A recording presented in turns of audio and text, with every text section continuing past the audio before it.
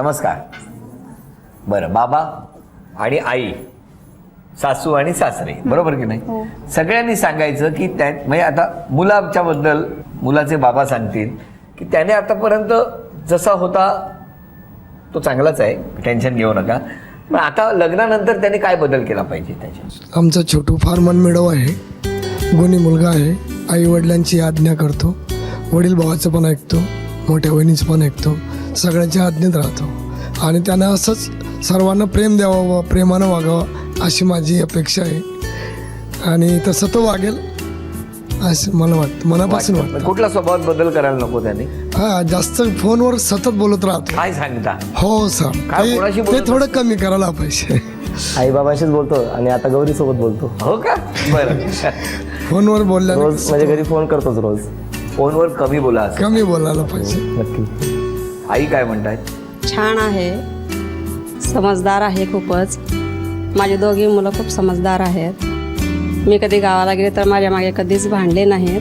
नाही, कधी भांडले नाही? नाही, माझ्या मागे कधीच भांडले नाहीत. मग तुम्ही आल्यावरच भांडतात का? नाही, माझ्या समोर पण नाही, माझ्या मागे पण कधीच भांडत नाही.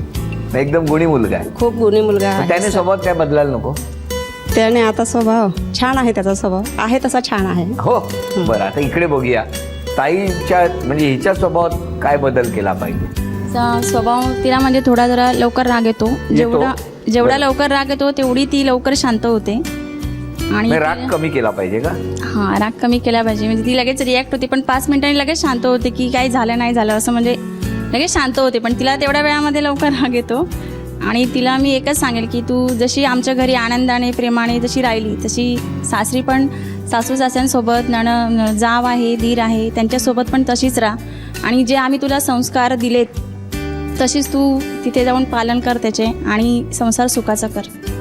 बाबा, राखावी बहुतांची अंतरे, भाग्य येते तदनंतरे. या न्यायाप्रमाणे समोरच्या व्यक्तीचा मान मर्यादा तिने आयुष्यभर राखावा.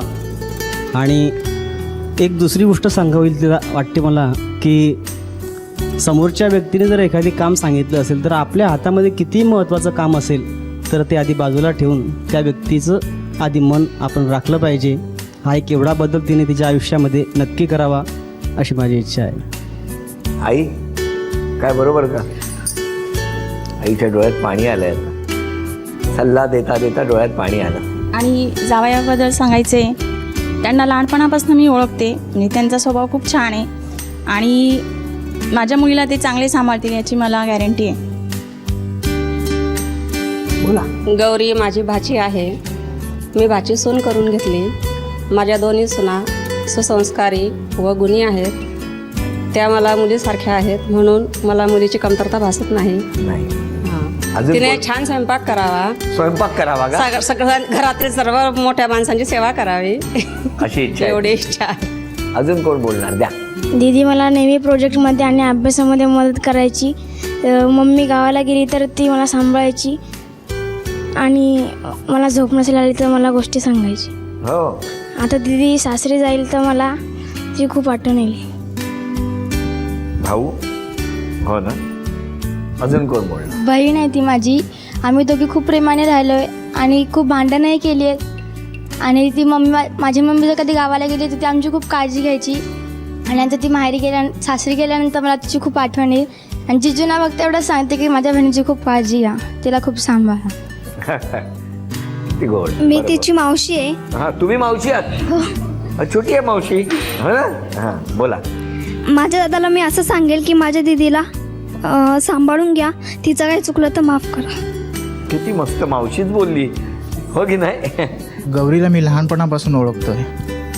तिच्या स्वभावामध्ये ज्यावेळेस बदल होत असतात, ज्यावेळेस ती रागावत असते कोणावर, आईवर म्हणा कोणावर म्हणा, त्यावेळेस नेहमी मी तिला ओरडायचो, रागवून बोलायचो. तिला नेहमी सांगायचो कसं वागलं पाहिजे माणसाने.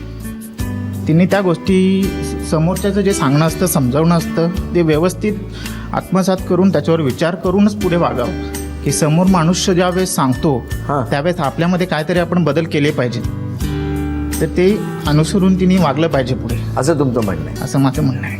व्हेरी आयुष्य नक्की सुंदर आहे. छान छान. बरं, सगळ्यांनीच सल्ले दिलेत खूप, हो की नाही?